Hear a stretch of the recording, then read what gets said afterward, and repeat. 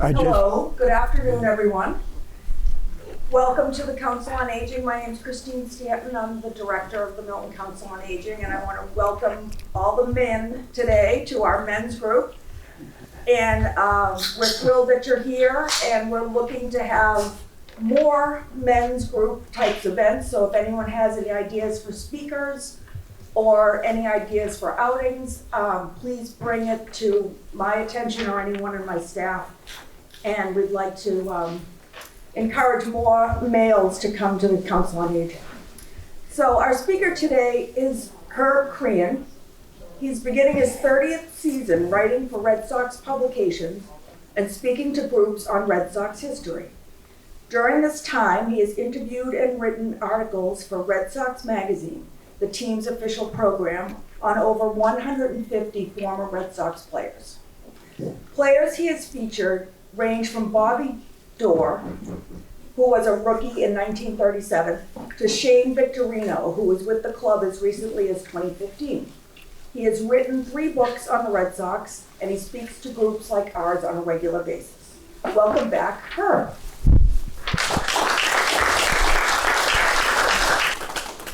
Thank you very much. It's nice to be back. You know, it's always a good sign when they invite you back. Can you hear me in the back? If you have a problem, just raise your hand and I'll speak out. You know, it's a beautiful day for a ball game, which is our first trivia question. In the early 1950s, mid-1950s, before every radio broadcast, there would be a quiz where the quizmaster would grab fans at random and ask them 3 or 4 questions. And if they did well, then they won some of the sponsors' prize. So can anybody tell me the name of the candy bar? Does anybody remember it all? It's just me because I don't have a life. Anybody remember it? Walico candy bar. Do they still make Walico candy bar? I'm not sure. And the name of the host was Jerry O'Leary, good Irish lad, and he would start his broadcast with, "It's a beautiful day for a ball game." Didn't matter whether it was a day like today or whether it was pouring rain. He always started off that way, and it's nice to be back. And I guarantee you're all going to enjoy this because opening day, the true opening day, the Red Sox always start undefeated, and there's certainly a good sense of perhaps this is the year again. You know, it's been a little while, but we're not greedy. We're happy to see a good competitive team generally. So I'm going to talk about 125 opening days, not individually, but 10 of the more interesting. And it's also a chance to do a little Red Sox history because I'll be taking you chronologically from the very beginning. And just to set the scene a little bit, the average temperature on opening day is 57 over those 125 years. But that ranges from 37 in just 2023. When they actually opened on March 30th, what they were thinking of, I can't really answer that question, but that was the absolute low, and the high was in 1941. It was 77. So it's likely to be anywhere between 37 and 77. And one way or another, it's always an enjoyable team. By and large, this is everybody's favorite opening day. This is 2005, when we're celebrating finally the end of the curse, and we're raising the World Series flag, the World Champion flag, and Johnny Pesky and Yaz did that together. Certainly a good choice of the two people to do it. So by and large, people point to this as their favorite opening day, and they talk about 2004 as their favorite season, but those of us of a certain age still say our favorite team then, now, and forever is the 1967 Impossible Dream Team. How many agree with me? Everybody get their hands up, please. So I'm going to take you in the Wayback Machine all the way back to May 8th in 1901, the very first opening day. It was played at their brand new stadium, the Huntington Ave grounds, which were settled right where Northeastern is. And in fact, specifically up towards the gym at the far end, the cage. How many Northeastern graduates here? All right, Huskies. So the irony is, this is their very first game, their very first year, but there's been a professional baseball team in Boston for 30 years. And if you're familiar with Northeastern in the area, you'll know the railroad tracks are right behind Northeastern. The other side of the railroad tracks, the south end, and for 30 years, South End Ground 1, 2, and 3 separate stadiums were played in right back there. And that was a team that eventually became the Boston Braves. They started out as the Boston Red Stockings, and over the years they became the Bean Eaters, and they became the Braves in 1912 when teams were basically taking nicknames officially. And in fact, you'll notice this is the Boston Americans, and they remained the Boston Americans until 1907, when they became the Boston Red Sox. So probably the meanest trivia question in the whole world is how many world championships have the Boston Red Sox won? And it's not 9, it's 8, because the first one they won is the Boston Americans. So don't ever let anybody slip that one over on you. But in 1903, the first World Series was played at the Huntington Ave grounds, and the Red Sox were the American League team, and they were playing the Pittsburgh Pirates from the National League. It's only the third year of the American League. People in the National League thought it was pretty funny that they thought they had a chance, the Red Sox. You know, it's kind of like the old NFL, AFL, in the original Super Bowls, where everybody kind of laughed until Joe Namath came along and showed it could be done. But the Red Sox actually won the first World Series, 5-3. They started out playing 9 games and pretty quickly figured out that that was too many and went to the 7 game. And the reason I know this is a picture of the World Series is you can see 2 umpires. There's an umpire behind home plate. There's an umpire on first base.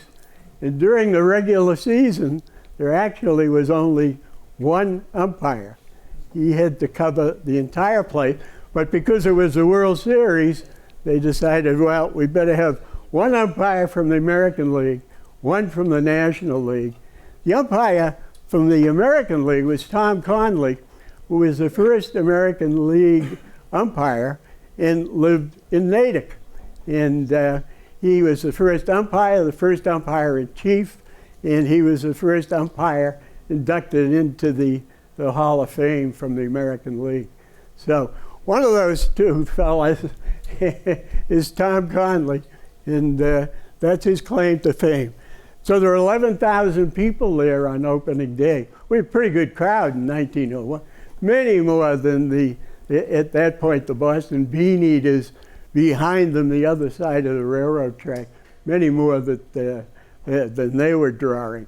And partly because the new American League teams charged 50 cents and the National League teams charged $1. So that was pretty compelling. And according to history, the Boston Beaneaters kind of split in half in 1900, and half the players stayed behind, half went over to the Red Sox, and in general, it was split with most of the Protestant players remaining with the Beaneaters, and most of the Irish Catholic players going over to the Red Sox, and that was an influencing factor. So they were there for 11 years, and they were so popular, a brand new, very modern stadium was built and opened on April 20th, 1912, and we're still going there. It is, as I think most of you know, the oldest stadium still being played in. Wrigley's close behind at 1914, just 2 years later. And believe it or not, number 3 is Dodger Stadium, which didn't come along for another 50 years. So you can see there was a whole era where they were building multi-stadiums to handle baseball and football. Turned out they didn't do either well. They just didn't work. So we went through a whole era of stadiums being built and then replaced. And of course, the most recent wave is the throwback to the old stadiums. So Fenway was in, it was out, now it's back in, and also a little more expensive than. I went to my first game in 1952. Anybody go before then? Yeah, what year? 46. 46, good choice. We're going to talk about that team a little bit. That was a great team. Great. 45. 45, wow. So in 43, 44, and 45, all of the able-bodied major league players were in the armed service. I got in because I was like 10 or 12, Yeah. and they let us move the turnstiles. Then the second inning, we could go sit where we fit. So we got a freebie. Oh, good for you. Good luck getting one of those today. I'm in my 30th year and I don't get any, so unless, of course, I'm working. So there were 24,000 people there on April 20th, and the team was so popular, ending up going to the World Series, that in the first year of existence, they added 4,000 more seats, a little more in the bleachers area, and then right in front of us is the area down the third base line towards left field. And some of you may remember that it's kind of an odd angle, and that's because they were added after the fact. But the basic blueprint, the basic size and shape is still the same. Now, the Green Monster was only half as monstrous. It was 20 feet. And of course, was put up there simply so people couldn't look in and not pay. And the original dimensions to center field, it was like 525 feet.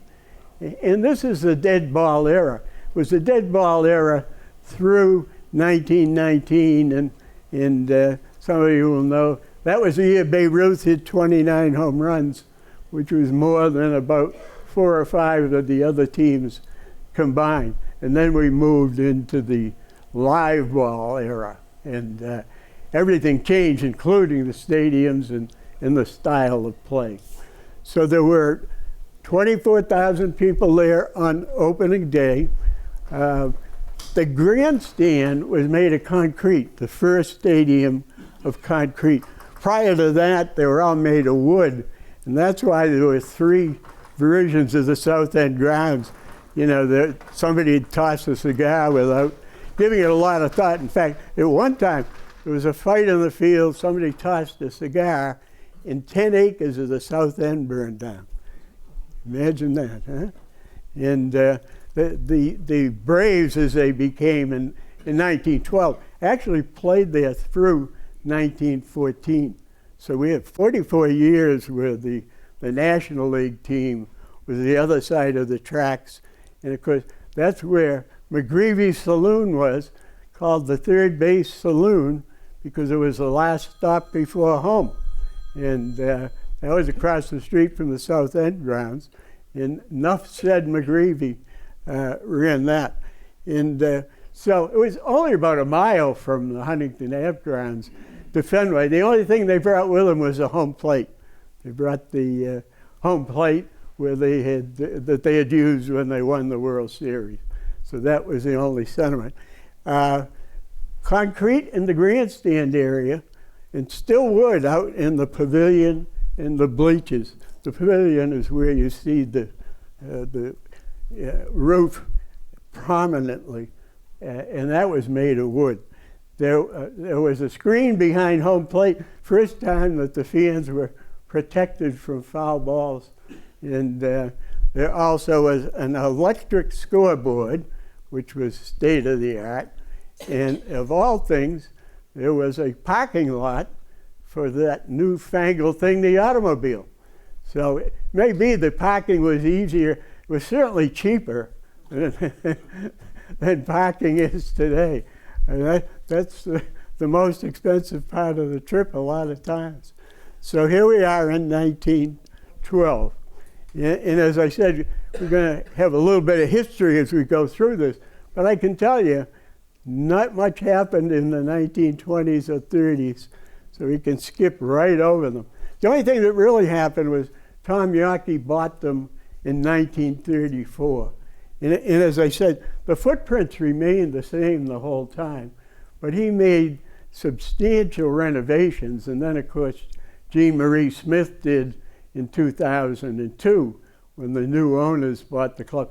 This is the only city in the world where the owners could be around for 24 years and they're still the new owners. So I'm going to take you all the way up to 1946. How about the Braves? Anybody go to Braves Field? Usually, oh yeah, more than almost always. And the earliest date anybody went? Anybody before 46? How about 48? That was a year, huh?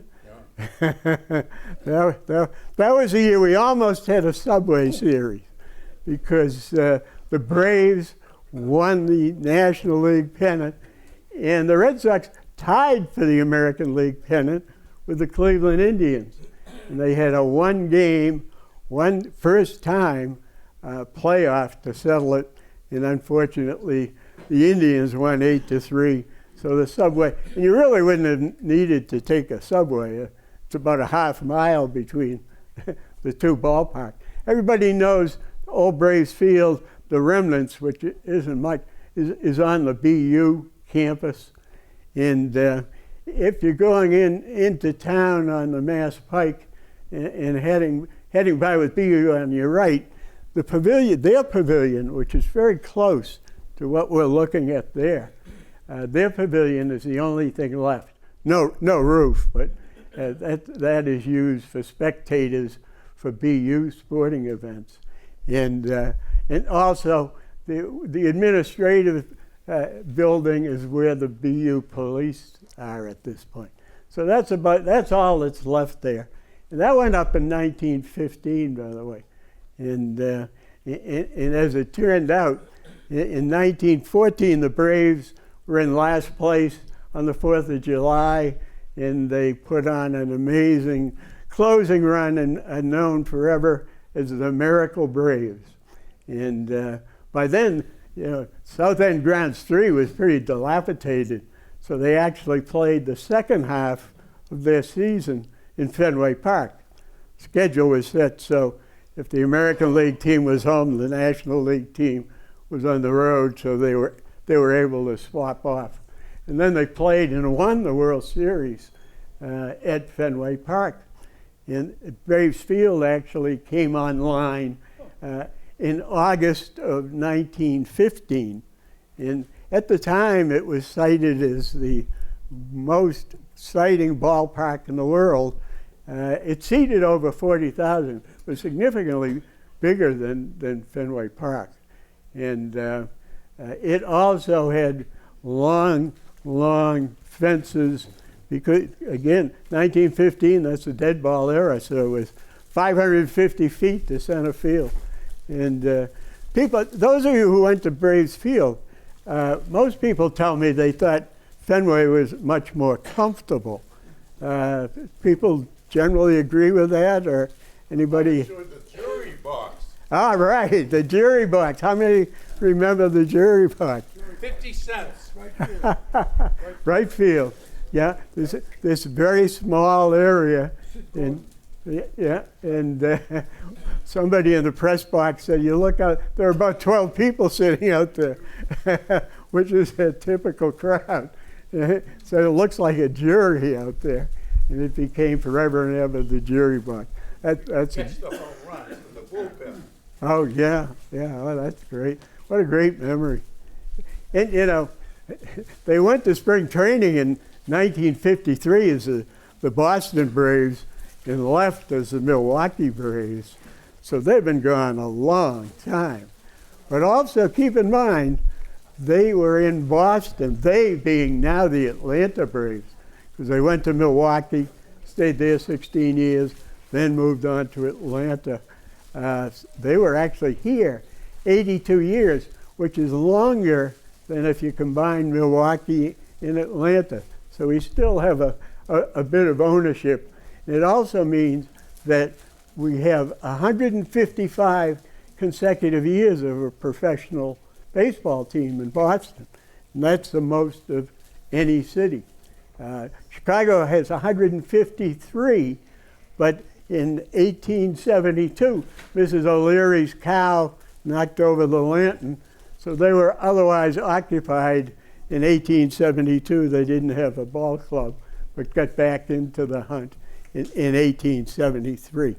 So that's kind of a round the world tour. And I'm going to take you now to 1946. We had somebody over here who was there in 1945. 43, 44, and 1945, all of the able-bodied major leaguers were in the armed forces. Anywhere from being continued in the domestic United States to being in harm's way. It was quite a mix, really. And literally every player on the Red Sox was in the armed forces. And so we talk about 1946, and Johnny Pesky and Bobby Dorr and Don DiMaggio all said it was like a reunion, because they had been totally separated and totally incommunicado with one another for 3 years. And so when they arrived in Sarasota, Florida, where they trained for many, many years, it was like a reunion. And you know, I think Pesky said it best. We were very aware that we all came back unharmed because we knew not everybody did. And they were very, very grateful. I never saw that picture before. You've never seen this? Yeah, that's the official pictures. Kind of tough to pick out who's who. You know, no surprise that Ted at 6'4" is in the back there, and wishes he was somewhere else. But that team got out and won 41 of its first 50 games, stayed way ahead the entire season, and clinched the American League pennant about the middle of September. Was never a race, and one of the best stats in the history of MLB, still all these many years. And then, of course, they played a 7-game series against the St. Louis Cardinals, and the Cardinals won Game 7 in St. Louis at Sportsman's Park. And it's often said that the winning run scored when Johnny Pesky held the ball. How many of you have heard that? Yeah, yeah, right. Well, Bobby Doerr says it's not true, I said. Johnny Pesky said it wasn't true. And they were out in the field with him. And Don DiMaggio made the point. He had actually tied the game in the 8th inning for the Red Sox with a hit and pulled a hamstring in the process. And they pulled him out of center field, put in his replacement. And he said, good memory, wow, we'll give you an award.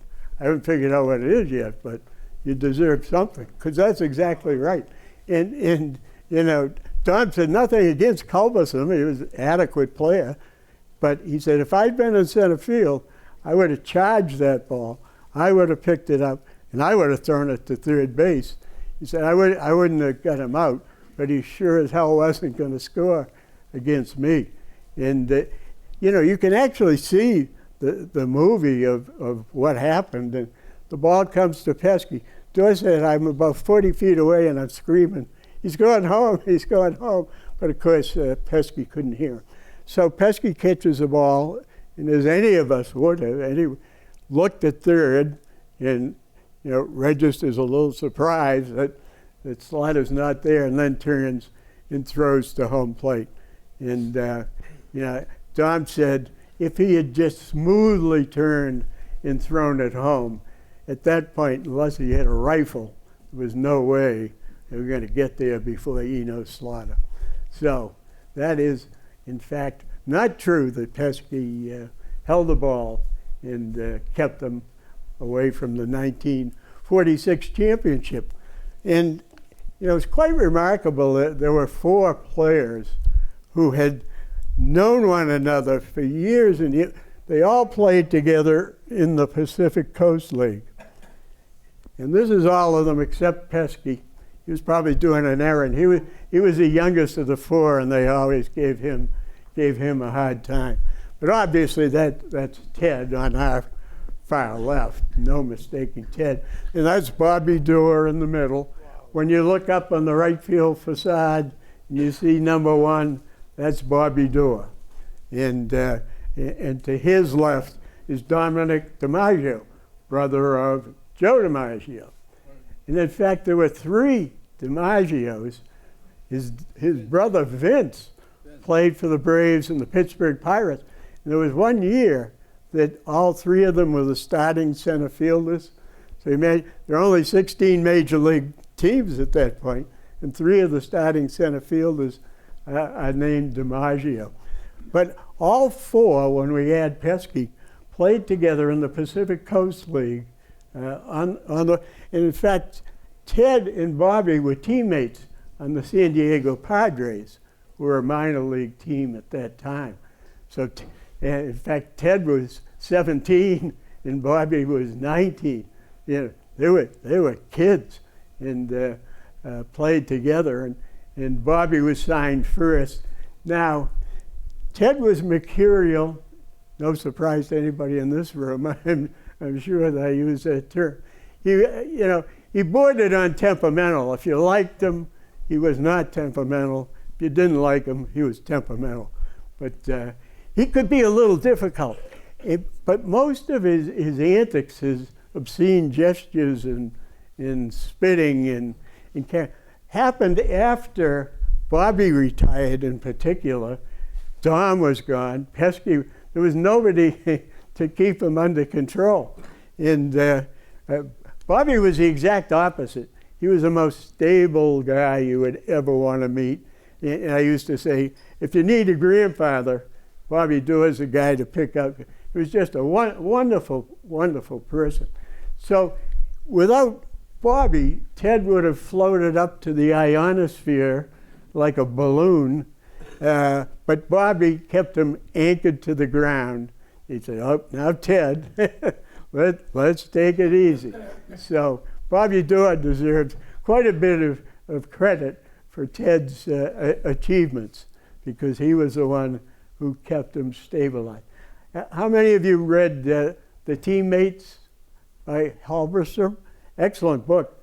I would recommend it highly, and you'd recommend it as well, I'm sure. And it's more about relationships than it is about baseball. I mean, obviously it's about baseball, but it's more about their relationships. And I remember asking Bobby Dorr a couple, maybe 15 years ago, how long have you known Johnny Pesky? And he said, well, let me think. Johnny was the clubhouse boy in Portland, Oregon, and he was 13, and I was 18. So I guess I've known Johnny for 70 years. And that's the kind of relationships that they You hear me now? Can you hear me? Can you hear me in the back? That's the big question. Okay. So the four teammates were really unique in the history of baseball.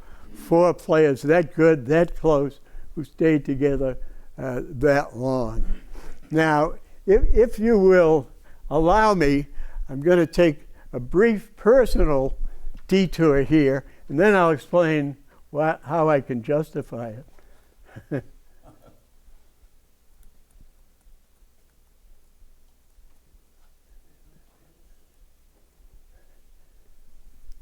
My first opening day, April 17th in 1956, so I'm 12 years old, and we sat in center field with the regular fans, and it's obviously a terrific memory. Now, right in front of us, maybe 100 feet from us, was a rookie center fielder for the Baltimore Orioles, literally playing his first major league game. And his name was Tito Francona. The real Tito Francona, as Terry Francona said. Terry said, there's only one Tito, and that's my father.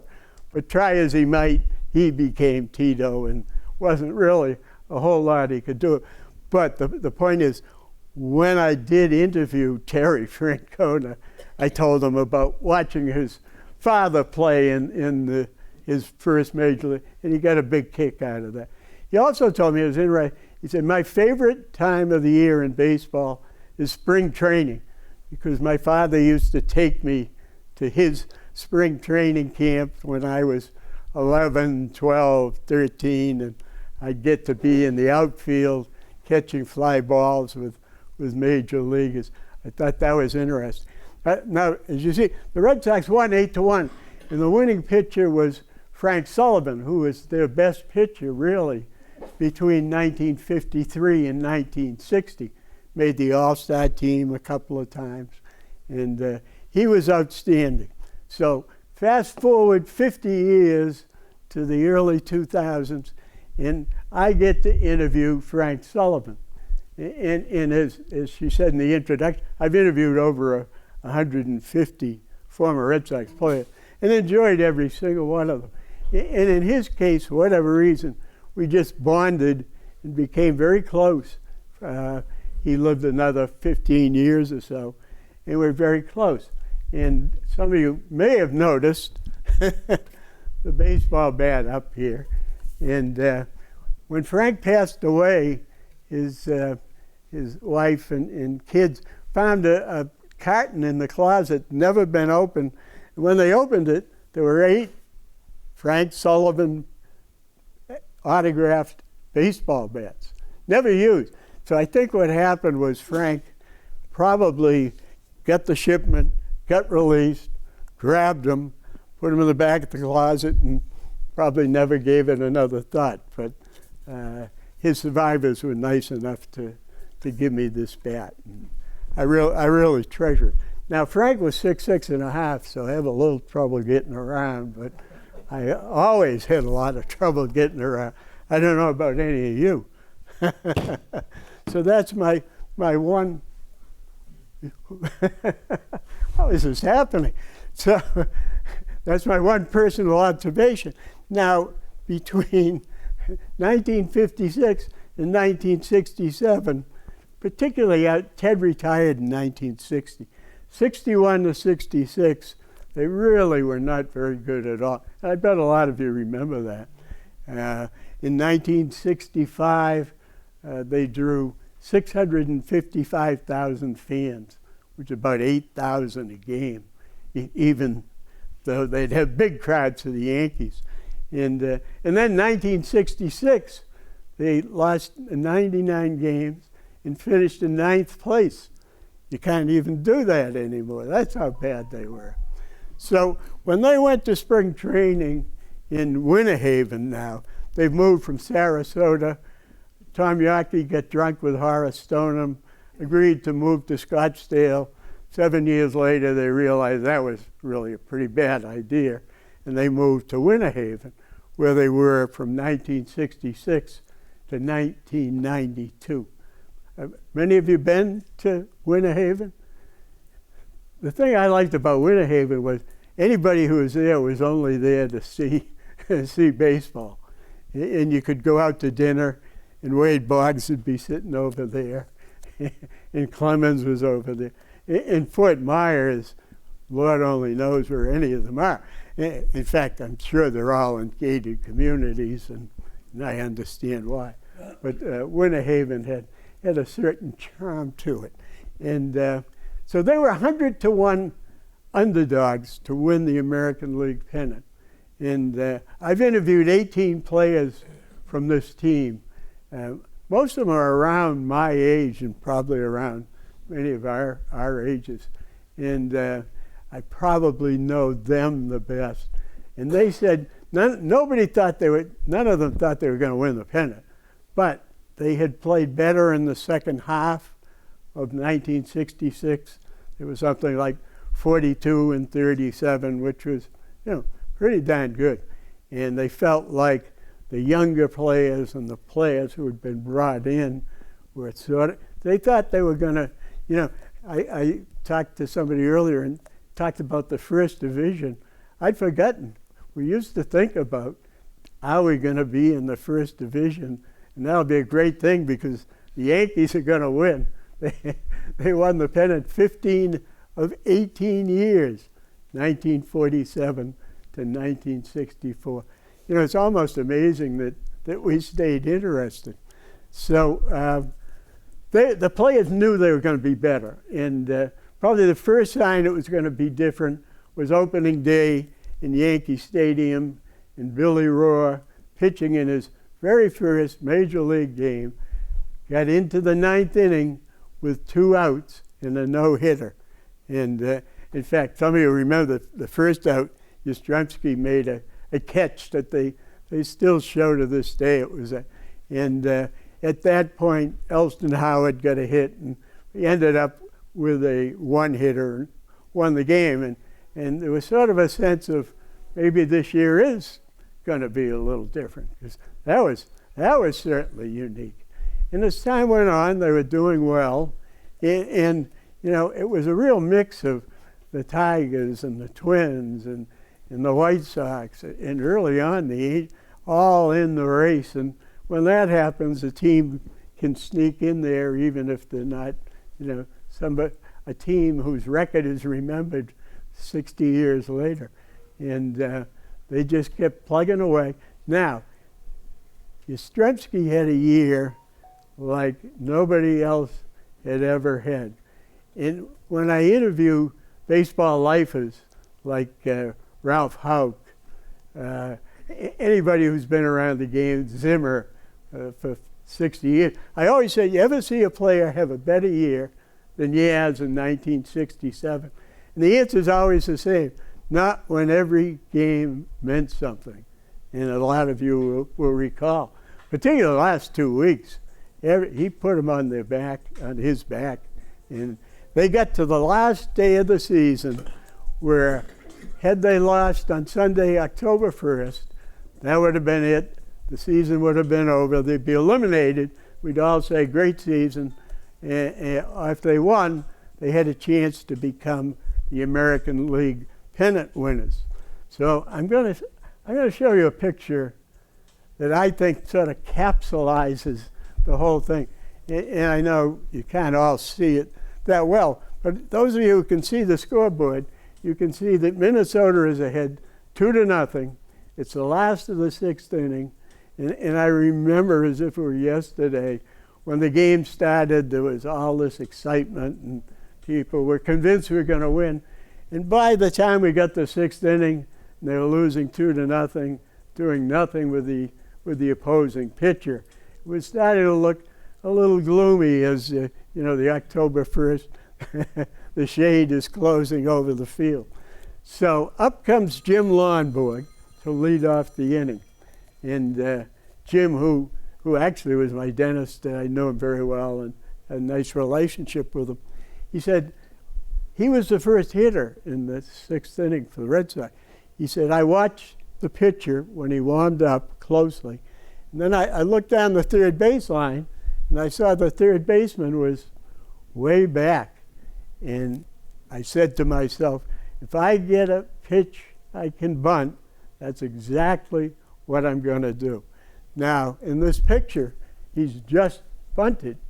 Now, if somebody tells you to bunt to get a hit, don't hit it so the ball is up in the air like about 10 feet, which is what happened initially. And it came down and just died on the grass the way it was supposed to. And he totally surprised. You can see the third baseman in the background go, oh my God, what have I done? And that was the spark that lit the fire. And that inning, they scored 5 runs and won 5-3 eventually. And Lonborg pitched the entire game. And when the game ended, I think some of you remember, 5,000 people ran out on the field. And that was good. Nobody knew what fans would do if they won the pennant because it had been so long since they won a pennant. Well, they all wanted to go out in the field and carry Jim Lonborg around on their shoulders, which is what they did. And he said, I was really, really enjoying it. It was a great moment. Then I looked around and realized I was the only Red Sox player still on the field. The others had seen the chaos and made a beeline to the dugout, to the clubhouse, and get out of harm's way. And the other thing I'll always remember, the very last out of the game, at 2 outs, the Red Sox are going to hold on to their 5-3 lead. And there's a pop-up to Rico Petrocelli at shortstop. And he said, it was the easiest pop-up I had all year, but it seemed to hang up there forever. And I was saying, please, God, don't let me drop this ball. And that's another moment that so many of us do remember. So Lonborg told me that he was the last one out of the clubhouse. He wanted to take his time and savor it. And the game ball was in his locker. And he grabbed it, went upstairs, and walked into the big office and said, Mr. Yawkey, if anybody deserves this, it's you. Now, contrast that with Dave Mankiewicz wanted to ransom the ball. Papelbon gave the ball to his dog. Go figure. But that's the kind of guy that Jim Lonborg, in fact, was and is. A terrific fellow. And just a great year. It really provided the foundation for Red Sox Nation.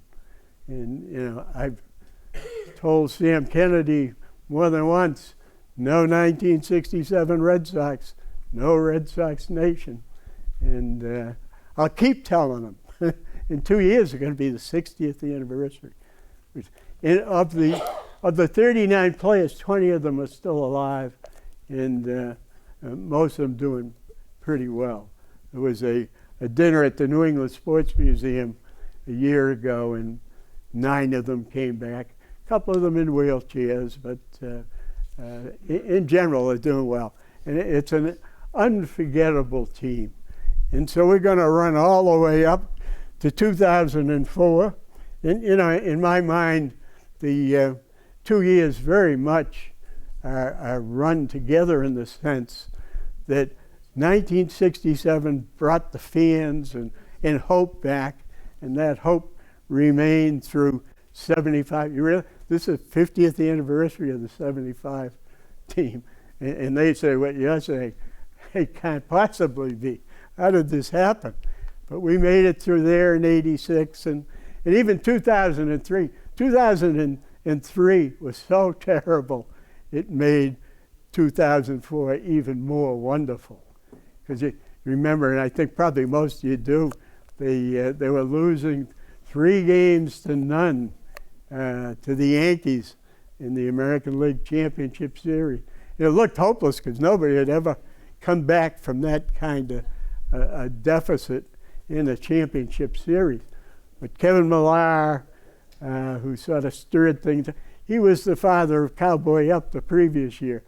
While the Yankees were taking batting practice, he was wandering around saying, "You guys had better win tonight, because if you don't, we're coming after you, and we're going to get you. You know, we're ripe for the plucking. Do it tonight or forget it." And everybody thought that was pretty amusing, but it turned out it was also true. And it really made it extra special that they came back against the Yankees that way. Now, I actually have 3 good stories about the Yankees. They're the only 3 I have, so it won't take long and you'll never hear another one. But when they won in 2004 in Yankee Stadium, they won Game 7 in Yankee Stadium. And obviously, you know, family, friends, fans, everybody was there hoping they were going to win. When they did win, they all went out into the field in Yankee Stadium to celebrate. And one of Steinbrenner's minions said, "Don't worry, boss, I'll have him off the field in 10 minutes. And Steinbrenner said, "Leave them alone. They earned it. Let them celebrate." Now, that isn't something you'd ordinarily expect from Steinbrenner. Now, on this day, the American League had set it up so the Red Sox played the Yankees on opening day to celebrate their great victory. And of course, the Yankees were all hiding in the clubhouse. And Joe Torre, the manager, said, "Everybody out in the dugout and everybody up on the railing. They earned your respect. Get up there."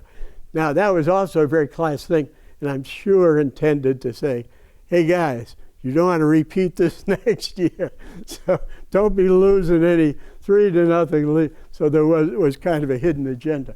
And a lot of you remember when the Red Sox won games 4 and 5 in Fenway Park, the Yankees closer, Mariano Rivera, probably the best closer in history, blew the saves in both 4 and 5. Chances of that happening were pretty remote. But when he was introduced on opening day, and all the players were introduced, he got a standing ovation. And you could see he was puzzled for a second. Then he realized everybody was cheering because he'd blown those 2 saves. And when he realized what it was, you can see he gave him a big smile, ultimately took his hat off and waved it. And to me, that was a very class act as well. And he was really something. So those are my 3 good Yankee stories. That's it. Got no more.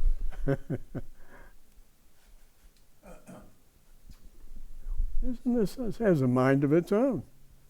I guess it's telling me that we're running close to the end. I was going to show you a picture of Mookie Betts in batting practice in 2018. In fact, I'm sure I can recover it. And, you know, I had said earlier that, no, I think it's just decided. Yeah, there he is. Let's see how long he lasts now.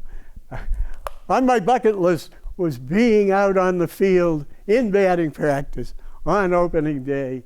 And it finally got my wish in 2018, and it was 38 degrees. It was freezing out there. But I did get to go out in the field in batting practice on opening day. So, crossed it off the bucket list. And then opening day 2019, celebrating winning 4 world championships in 15 years. And That far better than anybody else in the first 2 decades. Giants won 3, won them every other year, but in terms of continued excellence. Now, in the first 2 decades of the 20th century, we won 5 world championships. We won in 03, and then won in 12, 15, 16, 18. And that obviously was far and away the most. In fact, when you added the Braves one, there were 6 of the 15 world championships won in the first 2 decades were won by Boston teams. And Boston was really the capital. New York was nowhere. They hadn't won anything until we helped them out and sold them Babe Ruth when everything changed, obviously. So you can take some comfort that we always dominate the first 2 decades, and let's all agree to come back here in the 22nd century and celebrate our continue.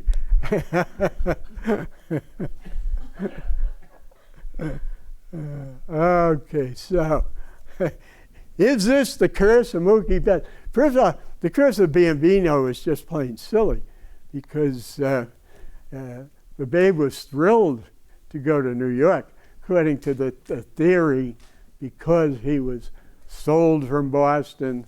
He was so angry that he put a curse on the Red Sox that they would never win a world championship again. That was the theory, but it was nonsense, because he was a Broadway kind of guy. He was a bright lights guy. And probably the best thing ever happened for his notoriety. I mean, he had the New York media to beat his drum. So that was kind of silly. And Mookie's probably too nice, but, you know, in my experience, we get one Hall of Famer about every 20 years. And I was fortunate enough to see Ted, and I was fortunate to see Yaz, and then, of course, Jim Rice and Wade Boggs, who eventually left. But, you know, one Hall of Famer every 20 years is not all that bad. And he was my Hall of Famer, unless he gets hurt. Unless he gets hurt, Mookie is going to the Hall of Fame. With a Dodgers cap, no less. But I don't make those decisions. And as I say, he would be too nice a guy to put a career.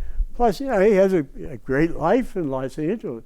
Paid good money. He's highly respected. He's the team spokesman, MLB spokesman, because he's well-spoken and a terrific fellow.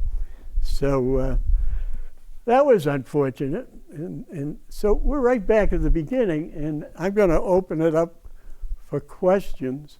And, you know, at some point, people are going to be tired of sitting, and you're certainly welcome to get up and leave. But I'll stay and answer questions until I've answered the last question. So what do you got for me? Do you think Theo Epstein is behind some of these later moves to give them Currently, Theo has nothing to do with the Red Sox. No. He's in waiting to become the commissioner in 3.5 years. You can make a note. And while he's with Boston and he has an ownership interest, he's focusing on Liverpool and the Pittsburgh Penguins. You know, he knows baseball. He doesn't need any experience in baseball. And I'm sure he doesn't want to, you know, either Breslau's running. Classmates practically at Yale. I don't. Yeah, they're very close. Yeah, well. He may be whispering things. I don't think so. No. No, I think he's too good a guy. He wouldn't get in the middle of that. Plus, he might be wrong. He's not perfect. No. But I don't think he's really playing any role at all. What other? Oh, got one back here. You mentioned the 1966 Red Sox finished in 8th place. Ninth. 9th place. Ninth place. Yankees in 10th. Okay. Yeah, there were 10 teams, and they hadn't yet gone to division, which, and I'll get back, but it does raise another important point. Until 1968, when you won the pennant, the American League or the National League, you went directly to the World Series.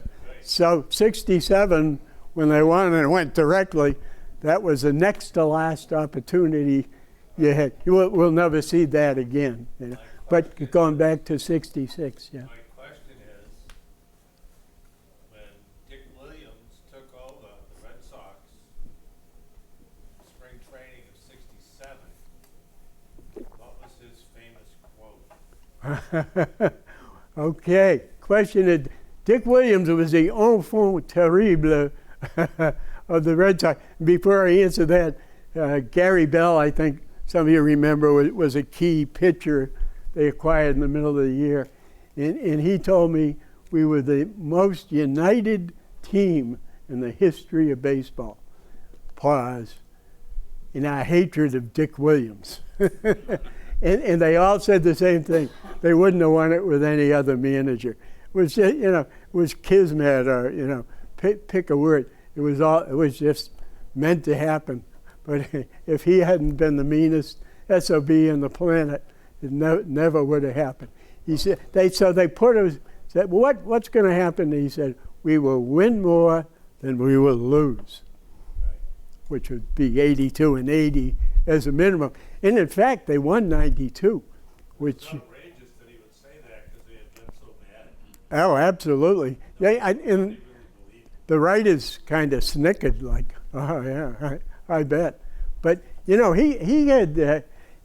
had managed in Toronto in 65 and 66 and brought a lot of those guys up with him. That was part of it. Mike Andrews, Reggie Smith, even Joe Foy. A lot of those guys had played for him in Toronto. Russ Gibson. And he also had been a player with the Red Sox in 1963 and 1964. He said, I roomed with Tony Conigliaro's suitcase. Never did see the dude. And he knew at that point it was really kind of a country club. People did whatever they were in the mood to do. And so he knew he had to change it. And in spring training, very early on, he called a meeting at 9, and two of the pitchers didn't show up till 9:20. They were late by 15, 20. He said, what happened? Well, we never got a call from the receptionist, which he had probably heard that before. They said, I'm going to solve that problem. No worries. She's going to call everybody at 7 a.m. And his teammates weren't all that thrilled, but it did solve the problem. And the two of them were traded before spring training ended. So he made it very clear. And in fact, there were two Williams at spring training that year.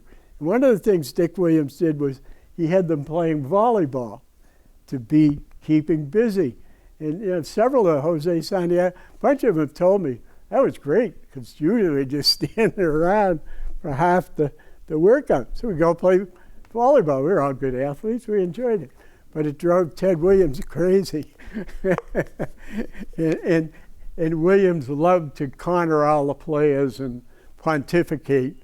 And Dick Williams would be over there pretty quick and say, okay, get back to work. And so finally, Ted walked out of camp, and he was heard to mutter, volleyball. So there was only room for one Williams, and in this case, it wasn't Ted. One of the few times in the history of his relationship with the Boston Red Sox, Ted always got his way. Yaki loved him.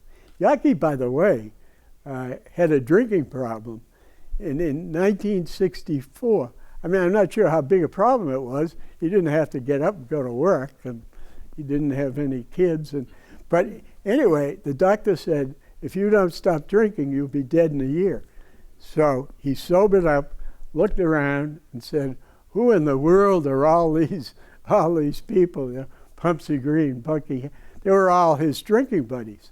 And he fired them all and made Dick O'Connell, who was a regular employee, the GM. And in his press conference, O'Connell said, I don't care what color a player is, whether he's green, orange, blue, white, black, brown, doesn't matter. If he's going to help us, we're going to get him. And by the end of 1967, you could have, you could have Elston Howard behind the plate. You could have Joe Foy on third, George Scott on first, Reggie Smith in center field, Tartable in right field. And there's 5 of the players out there, 5 players of color. So he did change things pretty quickly. And there was a question here. Yeah.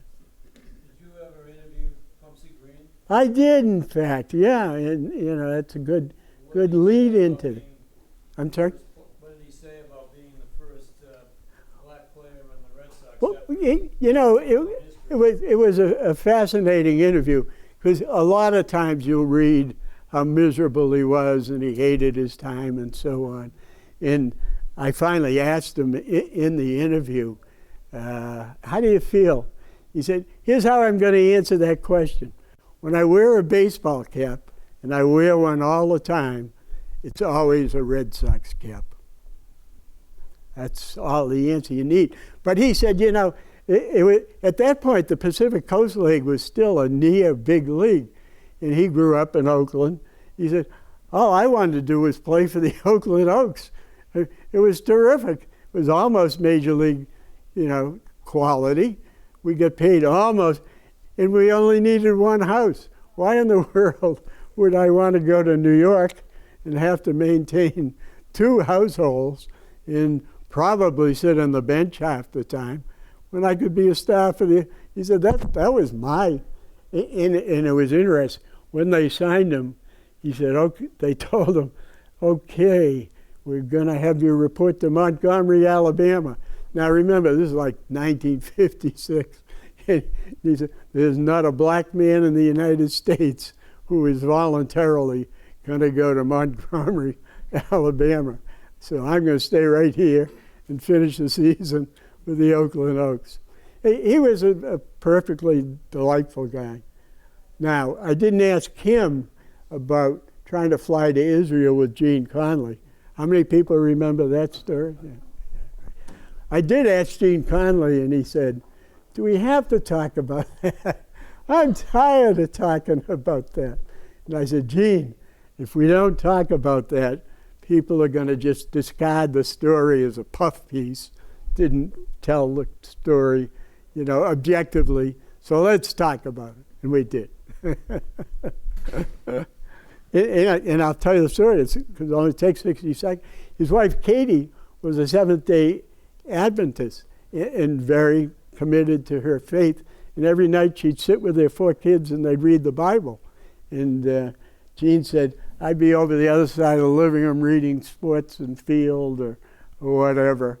And when I was down there with all this time on my own, he said, I'm going to fly to Jerusalem and see if I can get the sense of what it is that drives Katie. Now, that was influenced by alcohol, but he said, I've never told anybody this story before. And I thought it was pretty interesting. And he said, when he did come back, that Yaki called him in, and he opened his bottom drawer and says, would you like a drink, Gene? And Gene said, no, I don't do that anymore. What other questions might we have? Happy to answer. Good stuff. Well, thank you. That's very nice of you. And I'm going to hang around. You've all been sitting for an hour plus. Thank you. Thank you.